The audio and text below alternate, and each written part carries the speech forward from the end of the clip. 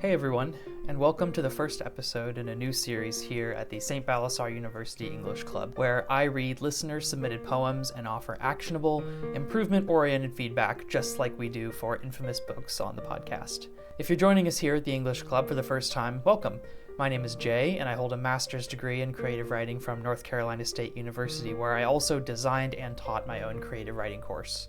Throughout this series, I'm going to be critiquing work much as I would have in the classroom, so if you're interested in getting the kind of feedback you might in a college-level creative writing course, but without the prohibitive cost, time investment, and sometimes questionable takes proffered by 18 to 20-year-old classmates, you're in the right place. Stick around to the end to find out how you can see your poetry appear in a later episode. In the meantime, thank you to everyone who already submitted. Our first round of submissions consisted of 6 poems, which I'm going to workshop across 2 episodes. In this first episode, we have 3 wonderfully melancholy poems, so without further ado, let's get started. Our first poem today from listener Emily is sort of an unusual one in that it began with a very specific writing prompt. Let me read it out for you now. So Emily writes for us that she likes to do this activity where she asks strangers online to give her a setting, an object, and an emotion, and after thinking them over, she writes a poem that includes all 3 elements in under 30 minutes. This is one of those poems, obviously. Here were the 3 requirements for this particular poem. It was set in a New England university inside a professor's office. It involves a bizarre wooden artifact of an unknown creature, and it conveys a feeling of unease or dread. Emily also notes that because she likes syllabics, most of the lines here are 12 syllables long. This poem is untitled, and it reads like this. Whatever it was, it arrived wrapped in newspaper.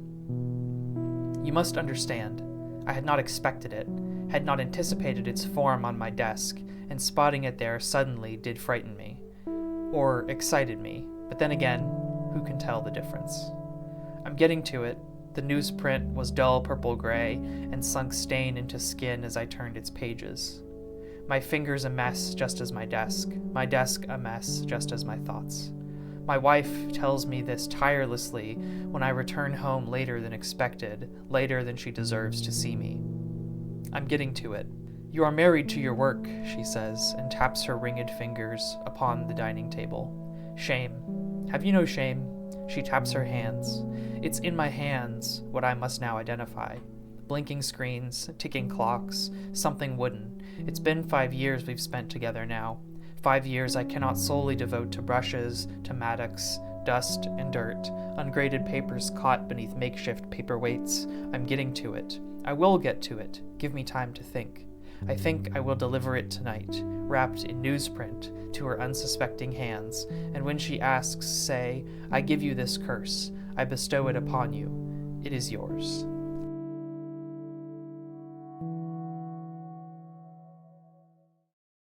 Right off, I want to highlight that this piece could benefit from a title.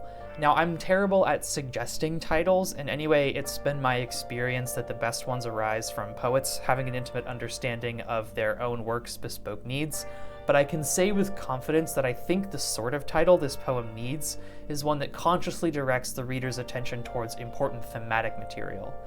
Other kinds of titles, such as ones that establish narrative context, would be sort of redundant here since the poem does that in the opening lines already.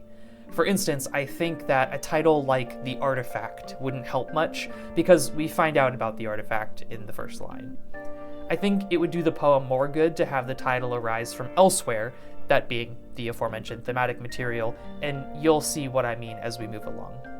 If you have an interest in learning more about titles, I can recommend my recent video on the poetry of 90s pop icon Jewel, where I go into depth about the titles of her poetry.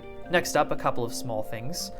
I would probably cut the 3rd line since it reiterates the 2nd phrase in the 2nd line, and then I want to note that I absolutely love the tactile nature of this particular moment. I'm getting used to it, the newsprint, it was dull purple-gray and sunk stain into skin as I turned the pages. The sensation of it is so enhanced by the sibilance, that's the repeated S sound, and it's also more metrical than much of the rest of the poem, which I think adds to it as well. Here, I'd like to suggest tweaking some of the line breaks, though. I think ending the line on skin rather than as would be more impactful, and I imagine that this point might be one that's a little contentious for anyone keeping Emily's context in mind. She mentioned that the lines are 12 syllables because she likes syllabics, so moving that as to a new line would sort of disrupt that pattern. And yes, it would do that, I have to admit, but I think that ultimately that would actually be a good thing. See, self-imposed patterns, like in this case, the 12-syllable line, can be really useful in helping poets combat a poem's initial formlessness, especially if you're the type of writer who struggles with the completely open-ended possibility of starting a brand new poem. Now that the poem has a pretty strong narrative shape, though, I think it would be to the poem's benefit to let that particular stipulation go, especially since the 12-syllable line length isn't, as far as I can tell, really broadly significant to the rest of the piece. Continuing on, I would probably end the 9th line after thoughts and cut the word tirelessly in the 10th line, since it's already implied. A couple of lines later, I would change upon to just on. Although we are in a classy academic setting narratively, the word upon feels outside the vernacular of the rest of the poem. The same actually goes with ringed in the previous line, now that I think of it. That accent over the E makes the language feel suddenly more antiquated than everything around it, and I think just ringed would be perfectly acceptable. However, I have to say that I do find this repeated image of the wife tapping her fingers to be extremely effective. Not only does it invite the same tactile sensation we've seen previously, it also successfully adds some urgency to the poem. Subtly, it cues the reader into the severity of the wife's frustration. She may be putting up with her husband's misaligned priorities for now, but I really get the sense that that's not going to hold for much longer. The pressure on their marriage makes the poem feel much more urgent. Then, at last, the poem moves in a really interesting direction. Feeling pressured to act by his wife's growing irritation, it seems like the speaker resolves to give her the object he's found on his desk, in the hopes that it will curse her. Here, the artifact expands beyond itself, becoming a metaphor for his work. The speaker thinks, probably mistakenly, that if his wife had the same work he does, in all of its time-consuming fascination, she would understand why he's been so preoccupied and either get off his case or suffer as he suffers. I come away from this poem really not liking this guy at all, but I don't need to. I read him as like a Holden Caulfield, Patrick Bateman, Scott Pilgrim sort of archetype. I understand him, and because of that, the poem is able to create some really fun irony. The speaker thinks his wife doesn't get him, and can't get him, unless she experiences literally what he has experienced vis-a-vis work. Meanwhile, the poem itself proves to us that we are capable of sympathizing with one another without having to literally copy each other's lived experience. It also shows us that sympathizing with a person and being able to understand why they might do something bad doesn't mean that we have to ultimately agree with their decision to do so. On the whole, I think this piece is moving in a really exciting direction. My main suggestion for the next draft is to free the poem from that 12-syllable line and see what other kinds of line breaks become possible. I suspect that doing that will have knock-on effects that I couldn't have anticipated, including creating new enjambments that better foreshadow the ultimate direction of the poem. As a final note, I think we could also stand to meet the speaker's wife maybe a beat sooner, but I would personally rank that as a lower-order priority. Thanks for sending that in, Emily. Next up, we have a poem called Knock Knock, sent in by listener Andy. They tap at my window, asking where to go. I try to tell them I don't speak bird, as they continue to peck at my window frame. No matter where I sleep, a murder follows, as they rap and tap tap tap at my echoing skull. I beg them to stop, to go find a map, but they only ever say this: I'm lost, can you help me? As they whittle away at what's left of my house. I really like the music in those last two lines, those anapests, as they whittle away at what's left of my house. Good stuff there. One of the first things that comes to mind when I read this poem is a question. What kind of birds are these? In the second stanza, the group of them is called a murder, which initially had me thinking they were crows, but in the third stanza they're demolishing the speaker's figurative house, or maybe literal house, which makes me think, okay, maybe they're woodpeckers? I bring this up not to nitpick, but because specificity could ground us more in the world of the poem, and because birds are rich with associations that could be used to underscore the poem's ultimate theme. Settling on a particular bird species or making one up that's an amalgam of all the bird species you want to include could also create opportunities to describe the bird physically if you wanted, which would bring some more imagery into the poem. There are two other places I think specificity could really be helpful. First is the speaker's house. Because I'm reading the birds as a figurative representation of some kind of persistent, unnamed problem, maybe anxiety or trauma, the house becomes kind of a refuge within the extended metaphor, and how the house looks, its architecture, could be used to bolster that metaphor. I'd like to know if the speaker's house is the same as her skull also, since the move from the birds attacking her skull in the second stanza to her house in the third feels like a de-escalation of tension. The birds seem to have gotten further away and become less threatening. But in any case, the architecture of this house, whether it's constructed of these soaring Gothic arches or is more of a reclusive cabin, could tell us a lot about the speaker herself. Second, I'm curious about the travel the speaker might be undertaking in the second stanza. What does she mean by "no matter where I sleep"? Where else has she tried to go to seek refuge? And why those particular places? Again, specificity could create opportunities for image and therefore meaning-rich language, and they would tell us something about the personality of our speaker. For instance, somebody who seeks refuge in a tropical climate maybe is of a different disposition than somebody who looks for shelter in Vienna, Austria. Finally, I would like to zoom out, offering one higher-level suggestion that could be implemented across the poem. If you've seen our video on Rupi Kaur, you might remember the three types of line breaks described by James Longenbach in his book, The Art of the Poetic Line.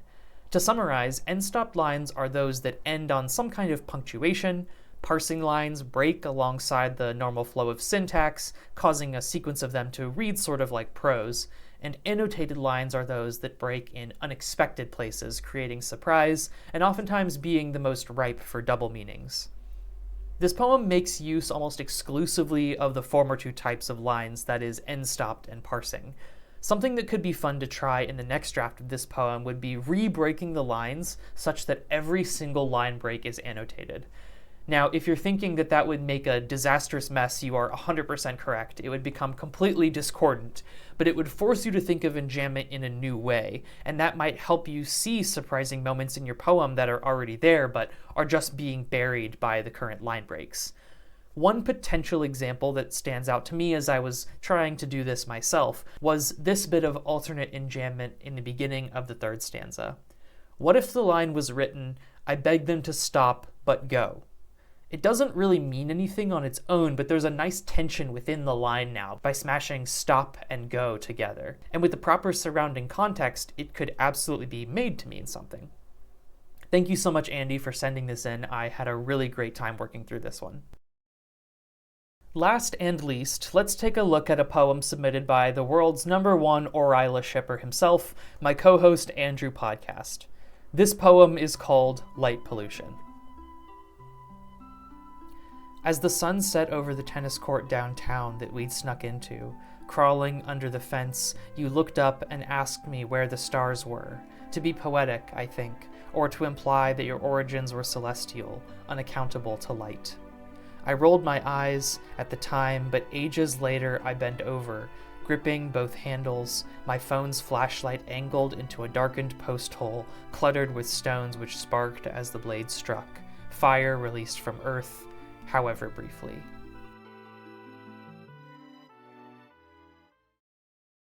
You see, what Andrew has done here is actually written a clever piece of Lightlark fanfiction poetry. The post hole and the blade that he's using refer to the practice of augury. But in all seriousness, for whatever reason, the first thing that sticks out to me about this poem is its punctuation, or rather the lack thereof, sort of. This poem sometimes uses commas where you would expect, but only ends one of its two sentences with a period. I puzzled for a while over whether the first sentence, which ends in the fifth line with unaccountable to light, would benefit from a period, or whether the lack of closure was doing something interesting. Ultimately, I think the first sentence really needs that first period after unaccountable to light because it's such a strong turn of phrase, and in my opinion, it could only be strengthened by a period asking us to hold on to it a moment longer. In the current iteration, I lose the phrase itself in the muddy ambiguity of wondering how long to pause on the line break. You won't hear this in the recording, but I actually had to read this poem a couple of times because of how the first sentence doesn't fully end. I kept stumbling over it. Although that didn't happen while I was reading it silently, when I read it aloud, the lack of punctuation was sort of interfering with at least the way I was interacting with the flow of the syntax. Hanging around the middle of the poem for a moment, I think part of the 7th line should be moved up to the 6th, so that in whole the line now reads, "I rolled my eyes at the time, but ages." Then the next line could read, "Later I bend over, gripping both handles," so combining 2 more lines there. Both of these changes would improve the flow of the poem in my estimation, the surprising line break after ages being balanced out by this end-stopped line ending with handles. Next, I want to highlight a moment of narrative confusion. That is, a moment where I got confused. The penultimate line mentions a blade the speaker is using on some stones in a post hole. Now, Andrew, I know you're talking about building a fence here because I use my heretical tarot powers to monitor you remotely, but your average reader might not have the benefit of that esoteric ability.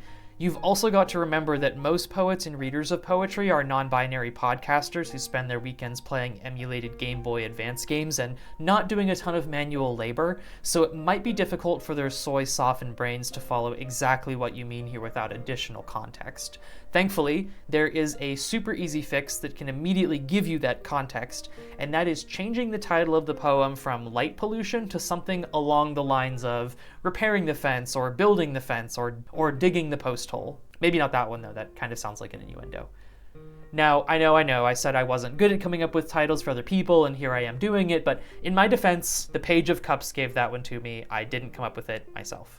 One more small comment before I offer you a poem spanning comment just as I did for the last one.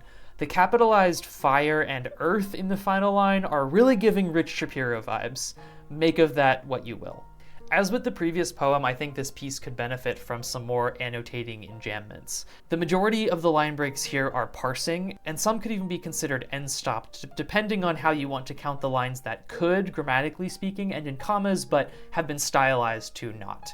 You mentioned in a contextualizing note that you attached that you wanted this poem to have lots of line breaks that subvert the line that came before, and so I think those annotating line breaks are exactly what you need to achieve that.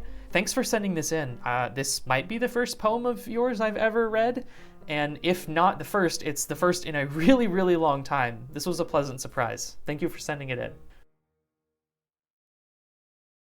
All right, everybody, that does it for today. Thank you again to everyone who submitted, and if you were someone who did whose poem did not appear in this episode, you can expect it to appear in the next one, which will be dropping very soon, I hope.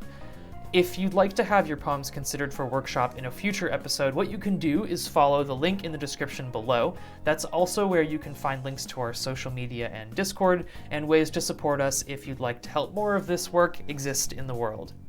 Speaking of supporters, thank you to all of our members, including Merc, WandaVision, Navari Nai, Courtney, Peach, Zubin Kane, Window, John Pick, Will McClure, A Marvelous Geek, Spookermans, Arthur Clybourne Writes, Evil Red Flame, Milo is Tired, Ren, Ace, Dreekalith, Mallard Griff, Natalia T, Aiden Feltkamp, Sam Wittig, and Pink Catsy.